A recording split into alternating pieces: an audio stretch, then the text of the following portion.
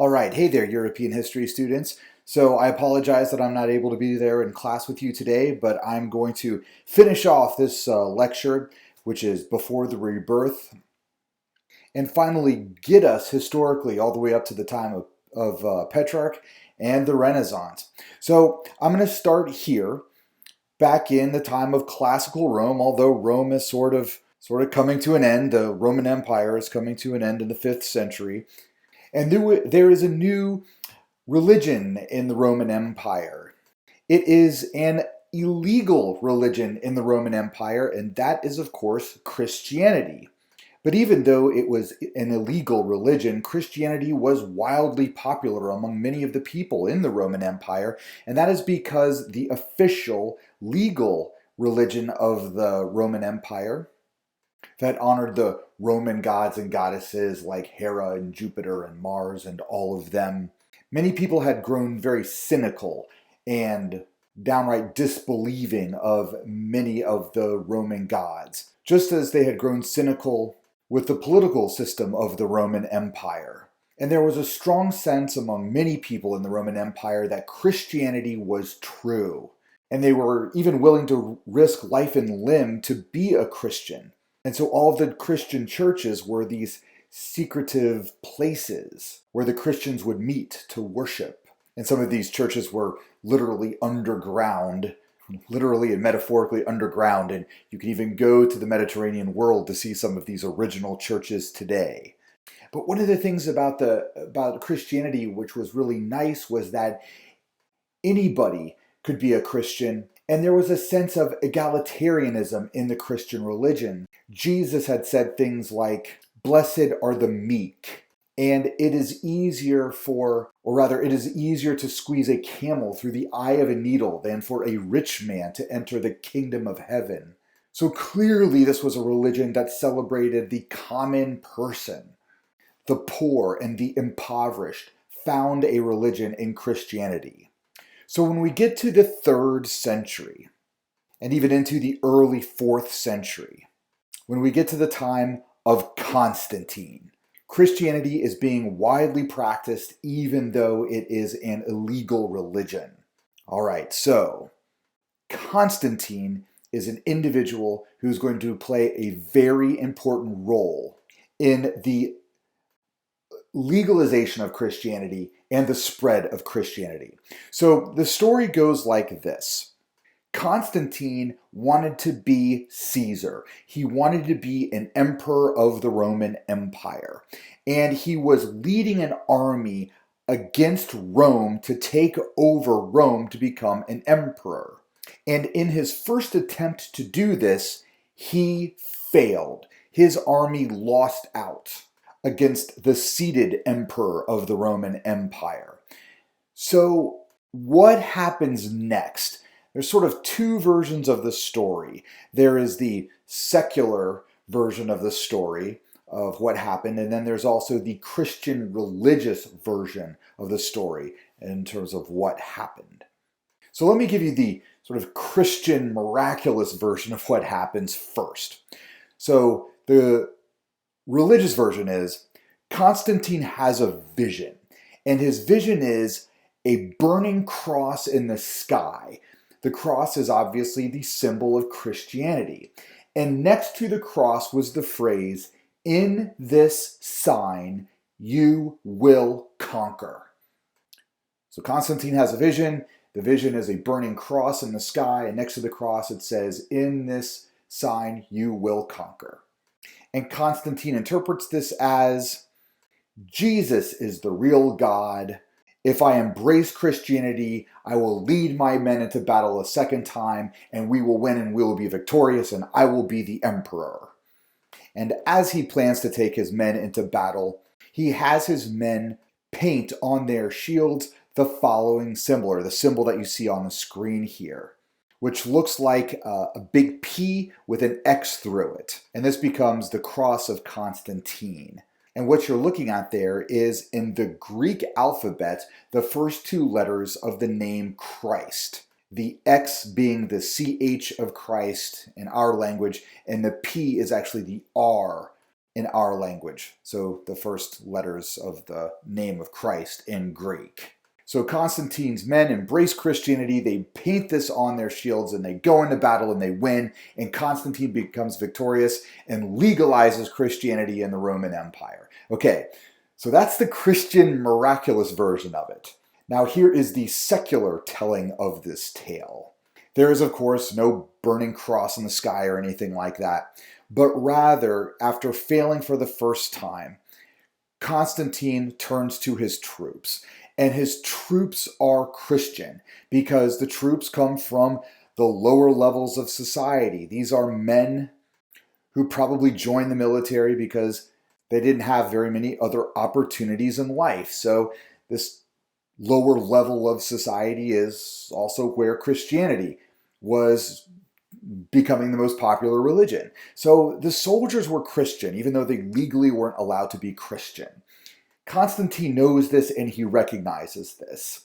And he promises his men, in order to drum up morale and support the fight, that if they win and take over Rome, he will legalize Christianity for them.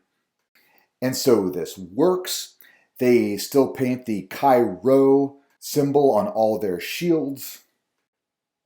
And they go into battle and they win and they're victorious. Constantine becomes the emperor and Christianity is legalized.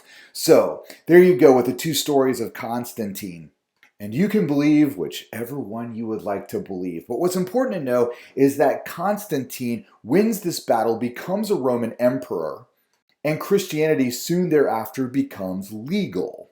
Now, what's also important to know about this time is that the Roman Empire has split into two, into a Western Empire and into an Eastern Empire. Now, Christianity is legal across all of it, but Constantine himself is going to rule in the Eastern Empire because he himself is Greek. So there have become two capitals of the Roman Empire. The first is the traditional capital of the West, which is, of course, Rome itself. But then in the East, the capital is going to be the city of Constantinople. Constantinople wasn't always called Constantinople. Throughout most of antiquity, it was called Byzantium. Today, for most people, it is now no longer called Constantinople. It is called Istanbul. And when you made your maps for your folders at the beginning of the class this year, you labeled this city as Istanbul. And the reason why it is called Istanbul today and not Constantinople is because it was renamed Istanbul after the Turks took over the city not long after, which that happens in the year 1453, and the name change happens for them pretty soon thereafter. But okay, so some of the big ideas here. Christianity is now legal in the 4th century thanks to Constantine. So Christians are now no longer persecuted, and this new religion of Christianity becomes very, very widespread very quickly. And that happens both in the West and in the East. But because the West and the East are divided politically, this means that when the Roman Empire ends, it's going to end at two very different times. The Western Empire is going to collapse first, and it collapses in the year 476.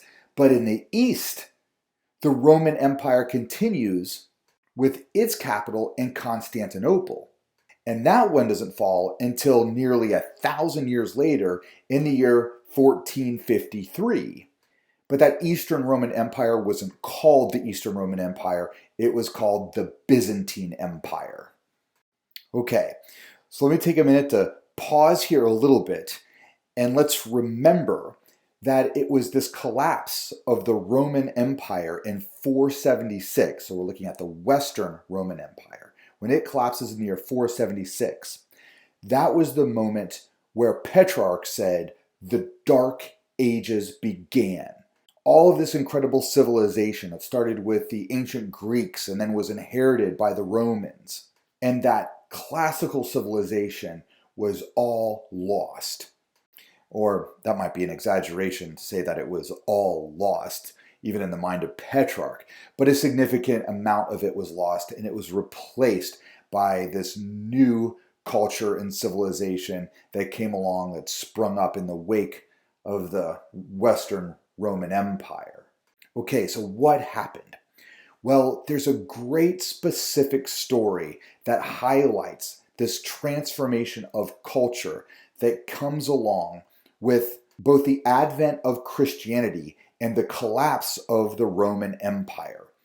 And this is a story of the greatest university town of antiquity, or at least of the Roman Empire, which was Alexandria in Egypt, and the story of one of the most incredible women, or one of the most incredible women, of the Roman Empire. And her name was Hypatia. So this is the story of Hypatia of Alexandria. All right, so let's remember what Alexandria was. Alexandria is a city in Egypt that's a coastal city. It's a port city located on the northern coast of Egypt on the Mediterranean. It was established by Alexander the Great for a city of learning. In a day and age before telecommunications, where you could just go on your phone and access all of this information, back in this point in time in history, if you wanted to learn something, you had to go to the knowledge. The knowledge didn't come to you, and the knowledge had to be housed in very specific places. And the Library of Alexandria had the reputation of being the greatest center of learning in the Roman world. And the greatest minds of the day and age in ancient Greece that had the ways and means to travel to Alexandria, so they had to sort of be aristocratic to have that level of education and to be able to travel. They would go to Alexandria and meet other great minds and study and learn and do experiments. And that's no exaggeration. They were literally doing scientific experiments. One of my, this is a bit tangential, but one of my favorite experiments that they did at the Library of Alexandria, or rather it was based out of the Library of Alexandria, was they measured the length of shadows from obelisks, and at the same time of day, and these obelisks were located in different parts of Egypt. And they noticed that the shadows on the exact same time at the exact same day were slightly different. And they hypothesized correctly that that meant that the earth was round. And from the slightly different lengths of the shadows produced by the obelisks, the scholars at the Library of Alexandria were able to figure out mathematically the circumference of the earth, and they were extraordinarily accurate in their measurements. They were only off by 500 miles, and when you're measuring the circumference of the earth by really only looking at the curvature of the earth in ancient Egypt, being 500 miles off wasn't too bad. So they're doing incredible math, incredible science there at the Library of Alexandria. And into this world of learning comes the individual who many people consider to be the smartest woman of the Roman Empire, Hypatia. So who was Hypatia of Alexandria? Well, first of all, we don't, as you look at these dates here for the years of her life, we've got 20 years here in which historians are guessing she was born. So we don't really have, a good sense of exactly when she was born. We know that she died in the year 415, a fairly brutal death, as we're going to learn.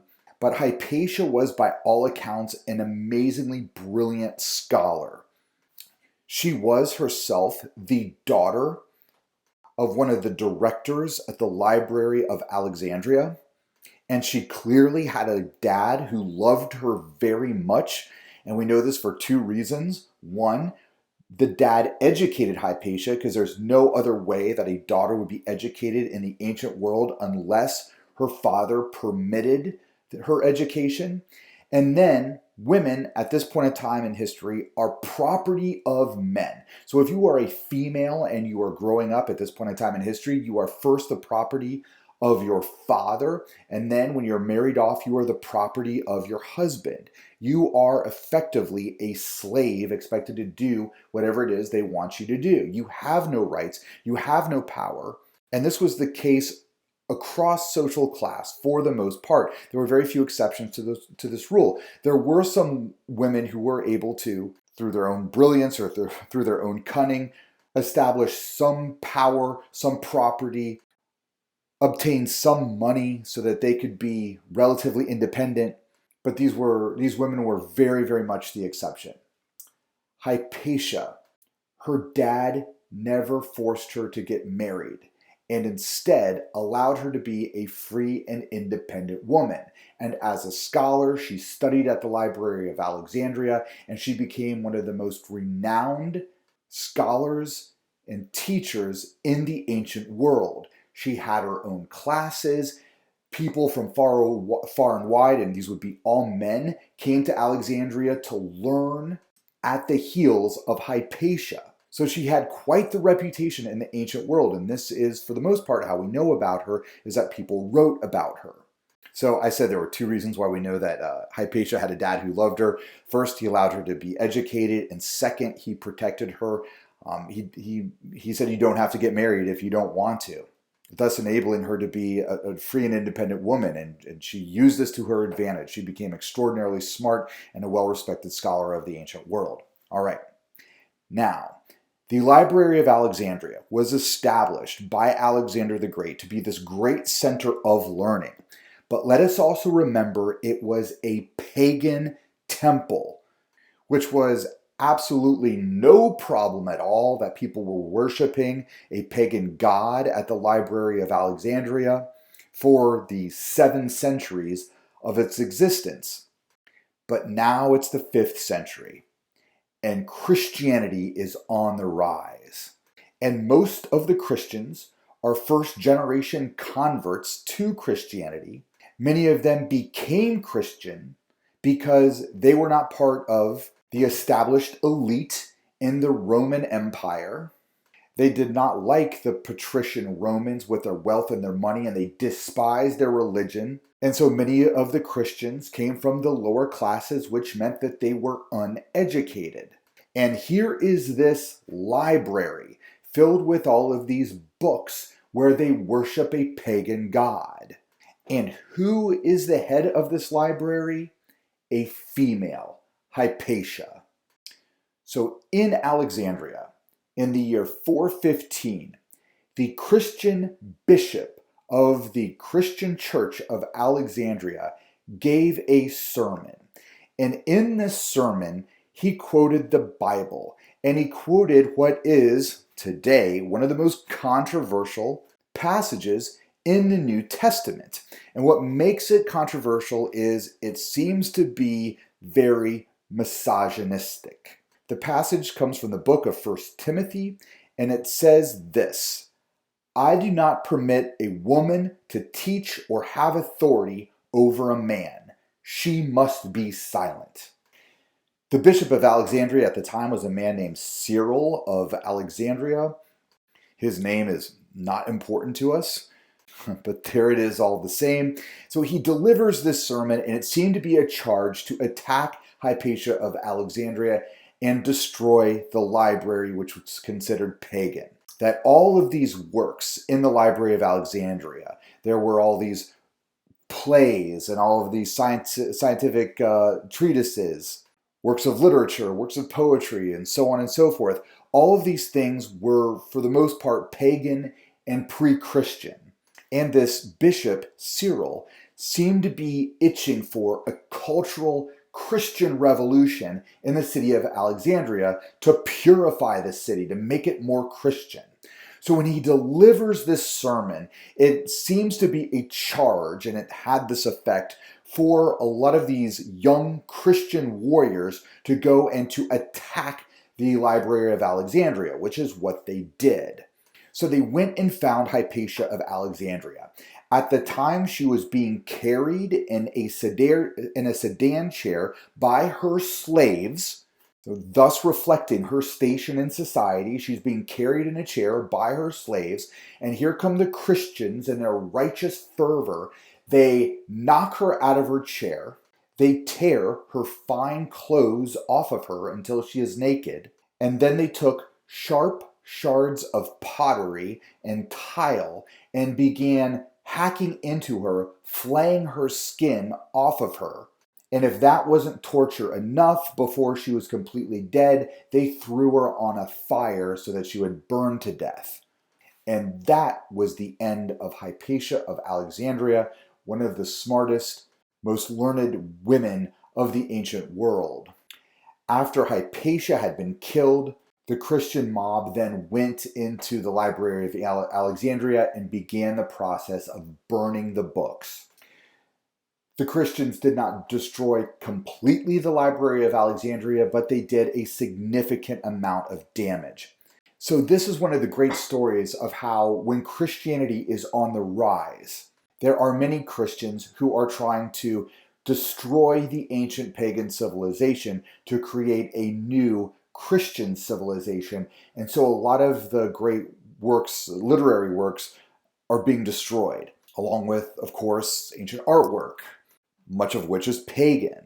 And so that stuff is going away and ushering in the era that historians are simply going to call the Middle Ages. Petrarch will call the Dark Ages. And he believes in going and finding those lost works of antiquity, wherever they may be hidden, and bringing them back, reintroducing it to the Christian society of his era, the 14th century, and combining the greatness of ancient pagan society with his contemporary Christian society, fusing it together to create a new humanist society. So the story of Hypatia of Alexandria and the destruction of the Library of Alexandria is a sort of a great story that captures this transition into the Middle Ages. Rome itself does not fall until the year 476. And it was in 476 that a Germanic tribe, the Visigoths, broke into the city of Rome and took over the city. And the empire was dismantled. And that is very much a huge oversimplification of what happened, but it's good enough for our class. The Middle Ages, as you see here on the screen, was a period of time that lasted from 476 of the Common Era to about 1400. Historians debate as to when exactly the Renaissance began. And then this summarizes what I was talking about before. The West collapses in 476, and then in the East, the Byzantine Empire, as we call it persists for another 1,000 years. So even though the Roman Empire collapses in the 5th century in the West, it's important to know that it still goes on for another 1,000 years. And doesn't collapse until the Turks take over Constantinople in the year 1453, and that's when the Byzantine Empire collapses. But the Byzantines really considered themselves to be the true inheritors of the Roman Empire. But in the West, and throughout much of Europe, what happens is all of these new kingdoms begin developing. Once that powerful central government of Rome is gone, then all of these warring tribes emerge. And this is the rudimentary beginning of modern European countries. We start to have the beginnings of the German states, of France, of the Scandinavian countries, of Russia, Poland, England. They are starting to emerge, and they're emerging with a powerful tribe taking over other powerful tribes and creating kingdoms. This was a time period after the fall of Rome in the 5th century and in the centuries following of a lot of bloodshed, of a great deal of warfare. Okay, but while things collapse politically in the 5th century, one thing that remains is the church, the Christian church in the West. Now, from the very beginning of Christianity, in the time of Paul, there was a significant division among Christians in different geographical areas. As Christianity was established illegally in various parts around the Mediterranean world, the Christians in these big cities like Athens, like Alexandria, like Rome, organized themselves under one important leader in that town. And this leader becomes a bishop. And so there was a bishop in Athens. There's a bishop in Alexandria. There's a bishop in Rome. And in these various areas, these different bishops have different interpretations of Christianity, especially when it comes to the nature of Jesus, whether he was completely a god or was he a human being who became a god? Like, what exactly is the divine nature of Jesus? And there was a lot of theological debate around this, and Christians got into lethal fights over this because they believed strongly in their idea, their local idea of who Jesus was. And so when Christianity actually becomes legalized after Constantine, this becomes a bit of a battle. Whose concept of Christianity is accurate? And what emerges are three different Christian churches in the ancient world. There was in Egypt the Egyptian Christian church, which is today the Coptic church. Operating out of Constantinople, there was the Bishop of Constantinople. This is the Eastern Orthodox Christian Church, or the Greek Orthodox Christian Church. Pretty much the same thing at this point in time in history. And then in the West, there's of course the Roman Catholic Church. And it's this church, the Roman Catholic Church, that we're going to be talking a lot about throughout this story of European history, especially this first semester, because it is the most influential and powerful church in Europe. So just a little bit about this name. So it's called the Roman Catholic Church. The Roman part should be very clear. The center is the city of Rome. And in particular, its most important church is St. Peter's, back then church. Today it's St. Peter's Basilica. St. Peter's Church originally was a pagan temple that Christians took over during the process of Christianity becoming legal. And they made that the center of what they thought was the Christian world. It was during the time of the Renaissance that they actually effectively bulldozed that original pagan church and went to town building this huge, the biggest Christian church in the world, which is St. Peter's Basilica. And of course, St. Peter's Basilica, the center of the Catholic world today, and still very much around, and a place that you can visit even if you're not Catholic. So that word Catholic, the word Catholic means universal, because the Roman Catholics believe that this is the one true interpretation of the Christian faith, and they want to bring this one universal correct interpretation of the Bible to everyone. They wanted to make this the religion of the world, the Roman Catholic Church. The Roman Catholic Church organized itself in very much a feudal hierarchy, with their church father, a pope, as the leader of the Catholics. A pope was selected by the next highest rank, the cardinals, and then there were beneath the cardinals, the subordinate archbishops, bishops, priests, deacons, and then everybody else who attends the Roman Catholic Church. This was a highly organized religion. And because it was so highly organized, it was very efficient, and it became very powerful. The Roman Catholic Church, even though it was not a political organization throughout all of Europe, it did end up wielding a significant amount of political power, because the new emerging kings of England, kings of France, kings of Spain, princes of the German states, they were all Catholic. And in order to have their position as king, as prince, they had to be acknowledged by the Roman Catholic Church. And so the Catholic Church ended up providing legitimacy to these monarchs. It was the Pope who said, "You have the right to rule." So needless to say, there was a great deal of symbiotic cooperation, including financial cooperation, among the powerful political rulers of Europe during the Middle Ages and the Roman Catholic Church. So sort of a I'll scratch your back if you scratch mine relationship developed. So a king or a prince would give a donation to a pope, and the pope would grant him the right for his army to carry the papal banner against his enemy to conquer his lands. And it was essentially the pope's blessing that I'm going to acknowledge you are the rightful ruler over this land, so you can have more power and therefore more land, more money, etc. So the Roman Catholic Church in the Middle Ages is very powerful. It is very wealthy. It is highly organized, and that organization is truly a part of its power. All right.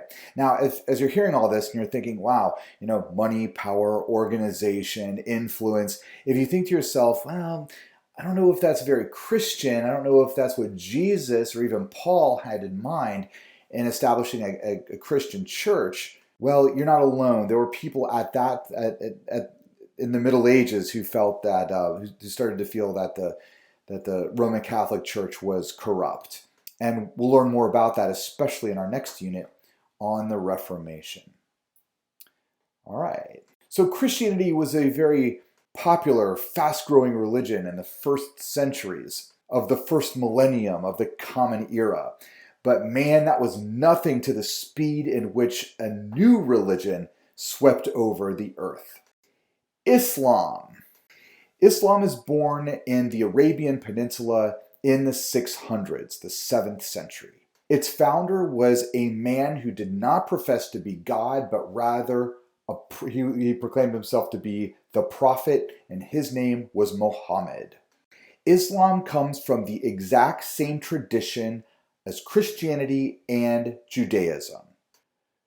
Muslims, who are people who believe in Islam, Muslims, Christians, and Jews all claim that their religious foundation begins with a man from antiquity named Abraham. Jews were unique in the ancient world in that they believed in only one God, which actually made them seem very threatening to other civilizations. And of course, the Jews faced annihilation many times in their existence, and especially in the ancient world. And then Christianity came next. Jesus was born and raised a Jew, and Christianity can be understood at its birth as a splinter group off of Judaism. Judaism, the Jews, they believed in the Torah, which is their Bible, and the laws contained within. To be a Jew means that you understand that these rules bind you with God. This is your covenant with God, and it is your job to obey these rules and these laws. And you follow these same laws that are contained in the Torah that your ancestors going all the way back to antiquity followed. And you are part of this great family, this great tradition. And that is what makes you proudly a Jew. Christians don't believe as strongly in those ancient laws. What Christians believe in is that they are all faulty people who have sinned in their life, and because they have sinned, when they die, they shall perish, and they do not get eternal life. But because Jesus lived, and Jesus proclaimed that he was God, and that if you believe in him, you are forgiven of your sins, and then you have eternal life. Whereas Jews believe in the law, Christians believe in following Jesus and being forgiven for their sins. Jesus also taught in his very famous sermon, the Sermon on the Mount, that to live a good life as a Christian, you must forgive your enemies. You must love everybody. That you must not return violence with violence, but return violence with love. So with Christianity, forgiveness is a central element, and so is this new idea of eternal life. When you die, if you're a Christian, you go to heaven, you live forever. Islam is also part of this tradition. Muhammad, the prophet of Islam, had gone up into the mountains, had spent time alone in a cave where he was visited by the archangel Gabriel, and Gabriel sung a song to him, and Muhammad, who was illiterate, memorized this song, went down to the city reciting these lyrics. Those lyrics were written down and they became the Muslim holy book, the Quran. And the Quran retells the story of the Bible. And all of the major characters from Judaism, like Abraham, like Moses, they are in the Quran. The most important person in the Christian faith, Jesus, he is also mentioned in the Quran, but he is not identified as a god, but as a prophet. So not a god, but a prophet, Jesus in the Quran. And Islam is understood by its believers, the Muslims, to be the final prophecy of God. The same God that was the God of the Jews, the same God who's the God of the Christians. The Muslims believe that they are the recipients of the final prophecy from Muhammad as recorded in the Quran. And the Quran teaches you how to live a good, pure life. And as you live this good and pure life, when you die, you too go to heaven. So the Muslims, very, very similar to the Christians, have this concept of heaven as an afterlife for living a good life here on earth. So another way to understand Islam is it's monotheism 3.0. Now, the Arabian Peninsula in the 600s during the time of Muhammad was very pagan. There was a lot of corruption, and people embraced Islam in the Arabian Peninsula in the 600s for the exact same reason that they embraced Christianity during the time of the Roman Empire. They were disgusted with society. There was just too much corruption, too many unfair things that were happening, too many people that were being abused, and this new religion, Christianity in the 1st century, Islam in the 7th century. These new religions were seen as way to rallying people to fight to create a new, better society. And that's what Islam did in the 7th and 8th century, and it spreads like wildfire. It spreads throughout the Middle East, through North Africa, and if you're looking at this map here, what's important for us to know for European history is that the Muslims take over by the end of the 700s the entirety of the Iberian Peninsula. So what would today be Spain and Portugal. And there is still today an incredible amount of Islamic influence in Spain and in Portugal, because the Muslims ruled there, and they called it Al-Andalus. And they ruled there from the 700s through the 1400s, so 700 years the Muslims ruled the Iberian Peninsula. It's not a short period of time, and they made a lasting impact onto the culture of Spain and Portugal that persists today. Islam, very similar to Christianity in that it relied on in its growth, it had to rely on new converts, new believers. And as Islam spread, it was naturally perceived as a threat by the Christians. And Christians and Muslims began fighting each other, and that conflict has persisted, well, essentially through to today. And if you look at this map and you find the Iberian Peninsula where Spain and Portugal are located today, you'll see that the Muslim influence stopped around the Pyrenees Mountains and also around the Basque region of Spain that we will learn a lot about throughout the course of European history. There was a king up in France whose name was Charles Martel. His nickname was the Hammer, who wanted to fight against the Muslims and led raids against the Muslims crossing over the Pyrenees Mountains.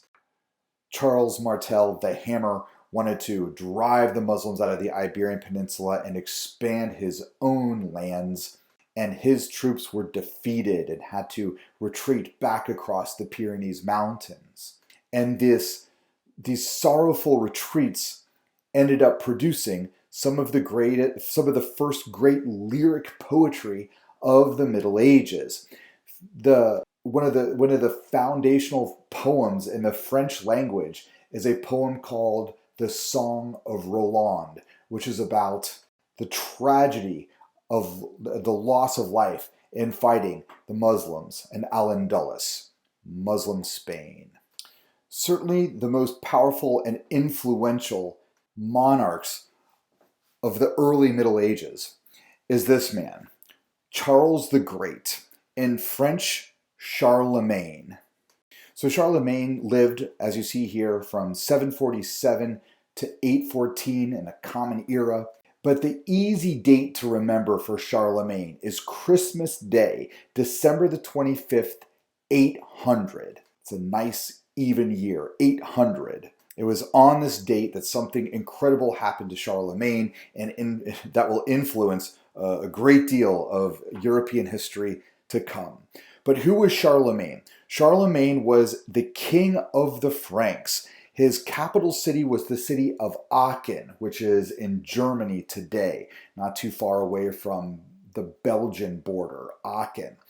And Charlemagne wanted to expand his kingdom eastward. And so he fought a Germanic tribe called the Saxons. The Saxons were ancient Germans, or medieval Germans rather. The Saxons were not Christians. They worshiped the Norse gods, same as the Scandinavians.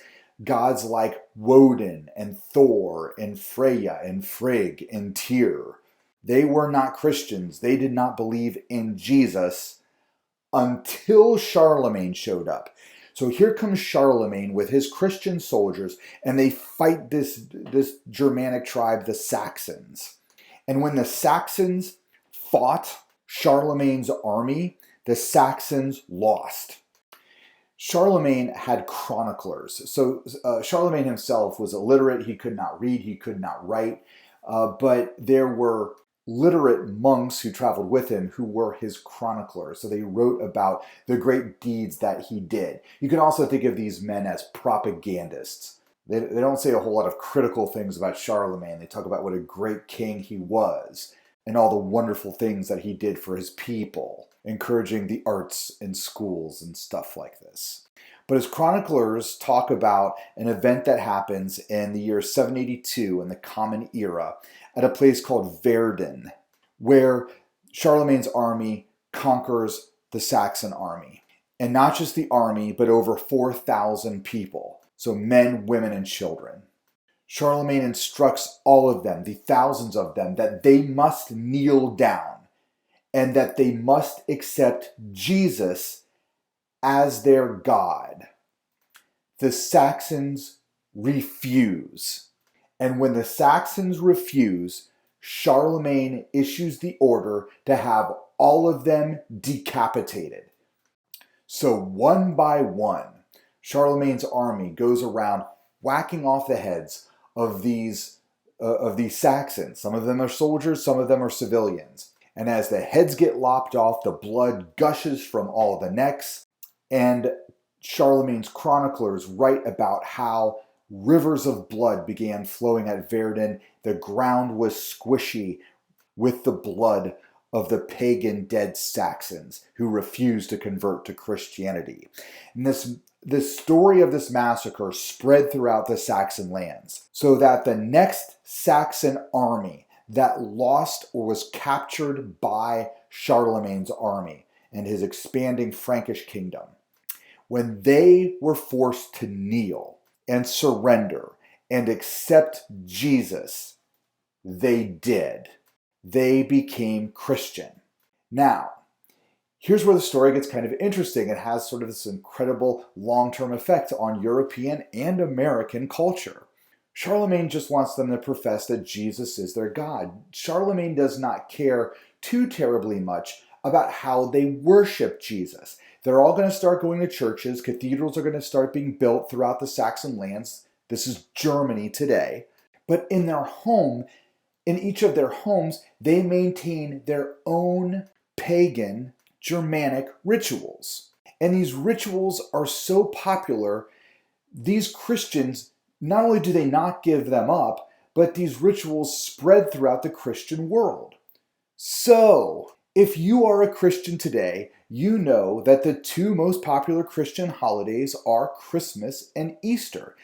And you know how you celebrate these holidays. And even if you are not Christian, you probably know just simply by being a part of this culture here in the United States of America what goes on during Easter and during Christmas. If you have ever wondered where these rituals come from, very little of it comes from the Bible.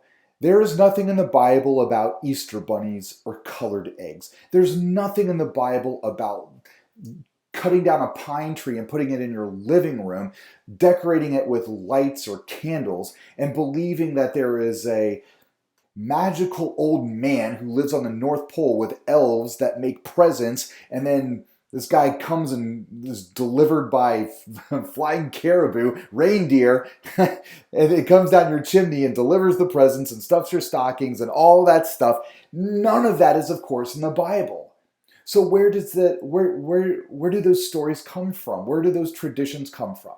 Well, a lot of it goes back to the Middle Ages. In the first part of the Middle Ages, when Christianity was spreading throughout Europe, and pagans embraced Christianity, but they didn't give up those old pagan rituals. So a lot of that stuff, Easter eggs, elves, Santa Claus, all of those things which are, essential parts of Christianity today, were actually pagan rituals or things that came from pagan stories during the Middle Ages. And it's just a fantastic example of cultural diffusion. Two cultures sort of emerging into one. And Charlemagne played a significant role in that when he forced the pagan Saxons to embrace Christianity, but allowed them in their homes to practice Christianity however they wished. Okay, so Charlemagne creates this pan-European empire. He is the most successful conquering king in the Middle Ages, and he's forcing everybody to become Christian in his empire. He's an illiterate king, but he does promote the development of schools, which are run by monks in the Catholic Church. He is promoting the arts as well as education. And so this great conquering king is honored by the Pope. On Christmas Day of the nice even year of 800, the Pope in Rome invited Charlemagne to come and participate in the Catholic Mass in St. Peter's Church in Rome. Charlemagne comes down to the church for this Mass. And during this Mass, the Pope summons Charlemagne to come forward to the altar and to kneel before him. And this is very important symbolically. You have this conquering king, Charlemagne, kneeling before a religious leader, the Pope, and the Pope crowns Charlemagne the emperor of a new state, an empire called the Holy Roman Empire. All right, now if you excuse me here, I'm going to go back to this slide right here. All right, so the Holy Roman Empire is created on Christmas Day, December the 25th, in the year 800, when Charlemagne symbolically kneels before the Pope, allowing the Pope to coronate him with a crown and make him the emperor of this new country, the Holy Roman Empire. Okay, so this term, Holy Roman Empire, can be confusing, but I want you to look at the map of Europe there on the right. The area that is in green is the Holy Roman Empire. You'll notice that it covers today the lands that would be northern Italy, much of modern Germany, as well as the Netherlands and Belgium and France. I think all of France. That is the Holy Roman Empire. So now, please understand what the Holy Roman Empire is, because its name can be misleading. So you've got Holy Roman Empire. All right, so what makes it holy is that Charlemagne had forced everybody in there to be Christian and to be, specifically Catholic. Because in its initiation, Rome was a part of it, and Rome is considered to be the greatest city in the Christian world. Rome was going to play an important part of it. And then it's an empire by definition, because an empire is many different nations being ruled by one. And in this case, it's Charlemagne who's ruling over all of this. This is what makes it the Holy Roman Empire. But it's not going to last like this. What you see here on the map, it's not going to last, because Charlemagne is going to die. And very similar to the death of Alexander the Great, the empire gets divided up. And so the part of the Holy Roman Empire that is today France, that breaks off and becomes its own Frankish kingdom. The northern Italian city-states, they're going to break off and become free again. And what is left of the Holy Roman Empire is this bit in Central Europe. The Holy Roman Empire will become the foundation of modern Germany. So I'll talk more about the Holy Roman Empire as we go throughout the course, because the Holy Roman Empire will persist until the year 1806, and it only goes away forever after Napoleon conquers it in the early 19th century. Okay, so there's Charlemagne. Here's the beginning of the Holy Roman Empire. I'm going to advance the slides here to the late Middle Ages and to the individual that many people, or that some historians rather, identify as the beginning of the Renaissance, Dante. His full name is Dante Alighieri, but I just put Dante up here on the slide. Dante lived from the late 1200s to the early 1300s. I always think of the year 1300 as the nice even year to mark Dante with, because that's when he began publishing his first great work, the Divine Comedy. Okay, so who was Dante?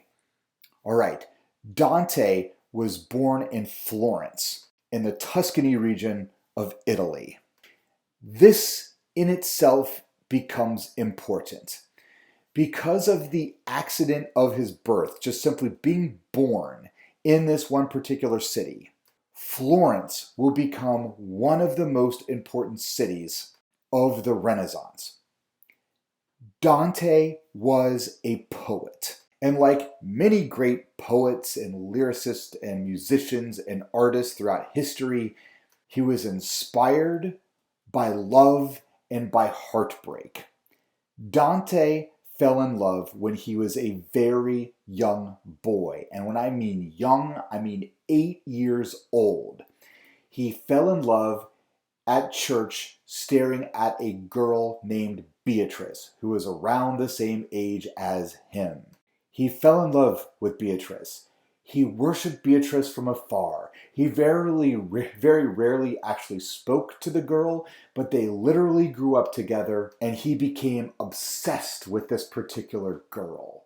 He wrote a whole book about his love for this girl that he published when he was in his 20s. The name of this book was called The New Life. Dante felt that by seeing this girl and falling instantly in love with her, that this was the greatest sign of God's love. So this is a new type of theology. Here was a boy who falls head over heels in love with a girl, experiences the most powerful emotions that he believes any person could ever feel. And he believes this has to be the power of God, this attractiveness I feel towards this girl. Now, so why doesn't he go up to her and start up a relationship with her and go on and marry her?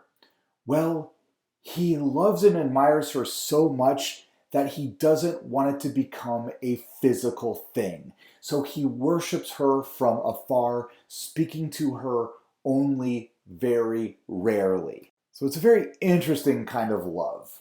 But then Beatrice dies. A plague sweeps through Florence, and she dies in her late teens. And this devastates Dante. This incredible love that he felt all throughout his boyhood and into his adolescence and teenage years is only equaled by the sorrow and the heartbreak he feels when this girl is taken away from him, when she dies. And so his first book, The New Life, is about the power of falling in love and the equal power of heartache. No doubt these are universal themes throughout history and certainly come about in modern music and movies and books today. These are themes that resonate powerfully still with young people in particular. And this book makes Dante a best-selling author. But The New Life is not his magnum opus. It's not his great work. His great work is a work called the Divine Comedy. The Divine Comedy is called the Divine Comedy because it relates to God. That's what makes it divine, and it has a happy ending. That's why it is called a comedy. So comedy is used in a different way than we use it today. We think of comedy today. We think of like sitcoms. We think of stand-up comedians. We think of like laughing hysterically, gut-busting, funny jokes. Like that's what we think of when we think of comedy. But what is meant by comedy here is there is a happy ending. That's all it means. The Divine Comedy is not one long epic poem, but rather three. And it goes like this. Dante is the central character of his own book. The first book is called Inferno, and Inferno is about hell. Dante is 35 years old. The Bible says, if you live a good life, you will live to be 70. At age 35, Dante has a midlife crisis, believing that he is in the midway of life's journey. He is walking through the woods. He gets lost in the deep, dark woods, and he goes through a porthole into the underworld, and he finds himself in hell. And while in hell, at the very beginning, a man comes up to him. And who is this man? His name is Virgil. Virgil. Who was Virgil? Virgil was a poet in ancient Rome. He's considered one of the greatest poets of the Roman Empire, rather. He wrote stories about how the Romans had descended from some of the warriors in the Battle of Troy that Homer wrote about in the Iliad. Virgil wrote war poetry. He is a classical Roman poet. So here's Dante meeting a poet from antiquity, Virgil, and Virgil walks him through the various circles of hell. And there in hell, Dante sees the various ways in which people are being tortured, and some of these people are historical figures. And some of these people are Plato, Aristotle. And these people weren't bad people, but they were pagan who lived in a time before Jesus. And so therefore, in the afterworld, they are consigned to the inferno, to hell. And that's book one. Now, what do we have going on in the Divine Comedy? Dante, a Christian living in the late Middle Ages, arguably the early Renaissance, and he's writing about the Christian idea of hell. But in hell are these figures that Dante has learned about from antiquity, and he is writing about them meaningfully in terms of who they were. So he is inspiring an interest in the classical world. Dante is beginning to reintroduce these classical figures into the European culture, the Western European culture, once again. And this is book one of the Divine Comedy. It's called Inferno. The second book is called Purgatory. So purgatory is a place that Catholics believe in, that when you are a Christian and you die, you must go and spend time there to work out the sins of your life. So the Catholics believe, and they started believing this in the 11th century, that there's this place called purgatory because some people on earth commit more sins than others, and not everybody has the right to go to heaven immediately after they die. So if you've committed a lot of sin in life, it doesn't matter how Christian you are, you're going to spend time in purgatory, maybe tens of years, maybe hundreds of years, who knows. And then once and this purgatory is pretty much a hell. It isn't hell in that you can get out of it eventually, but it's a bad place where you pay for your sins, right? And so Dante goes and he spends time in purgatory. He meets people who are there in purgatory who are working out their sins. And this is the second book in the Divine Comedy. And then the third book. The first book is called Inferno, the second book is called Purgatory, and the third book is called Paradise. This is, of course, heaven.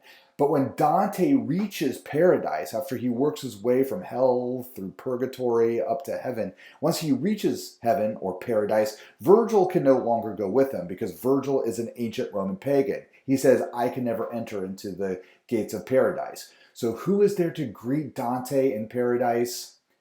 Beatrice, his old love. And she takes him by the hand and walks him through the glory of paradise. It's a happy ending.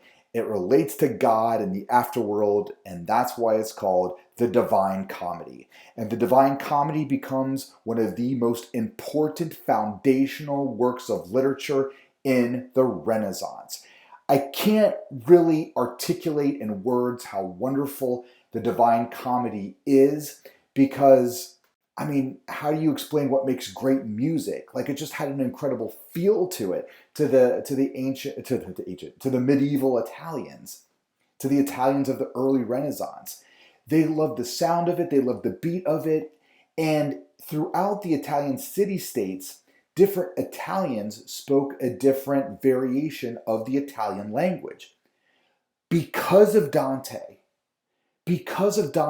and because of the popularity of his book, The Divine Comedy, Florentine Italian, the Italian that was spoken in Florence, becomes the standard Italian. Because of Dante, the Italian that is spoken in Florence becomes the standard Italian, and it makes Florence the single most important cultural city in Italy, arguably next to Rome. So had Dante been born in a different city, we'd probably have a different Renaissance. Florence was a city of merchants, in particular wool merchants. There were bankers there, there were gangsters there. There was a lot of money in Florence already. So it's a great city of commerce. And then you add Dante to the mix. And he's a genius. He is a literary genius who crafts these incredible epics that become the foundational work of literature in both the Renaissance and in particular in Italy. So to compare him to our culture, so we are part of the English-speaking world. And here in the English-speaking world, people say that many people say that Shakespeare is the greatest poet of the English-speaking world. And it doesn't matter where you grow up in the English-speaking world, Britain, Canada, the United States, whatever, you're going to study Shakespeare. And it's understood that this is one of the greatest writers in our language, Shakespeare. All right, if you grow up in Italy, it's not Shakespeare because you speak Italian, it's Dante. And just like when you're a freshman at our high school, you're expected to read Romeo and Juliet to begin to at least have some basic understanding of Shakespeare. If you grow up in Italy, you spend 3 years of your high school career studying the Divine Comedy. And of course, each one of these years is dedicated to a book. So you start with Inferno, and then you go to Purgatory, and then lastly you read Paradise. And so you have to read the entirety of the Divine Comedy in an Italian high school. I mean, Dante is just that important and foundational to Italian culture. Okay, and hopefully you get a sense with Dante, you're understanding how he's starting to inspire the Renaissance a little bit. Petrarch is coming along soon. Dante's life will overlap with Petrarch's life. Petrarch will be directly influenced by Dante. Petrarch himself is from Florence. And what's Dante doing? He's reintroducing some of the figures from antiquity into European culture. Okay, guys, this lecture, as I'm looking at the time signature right now, is a little over 1 hour long. At this point, I am going to stop. And when I see you again in class tomorrow on Friday, we will pick up where I left off with Dante. We've got a little bit more to go before we can really formally start the Renaissance. All right, guys, hope you learned something. Hope you enjoyed it. I'll see you tomorrow. Have a wonderful day.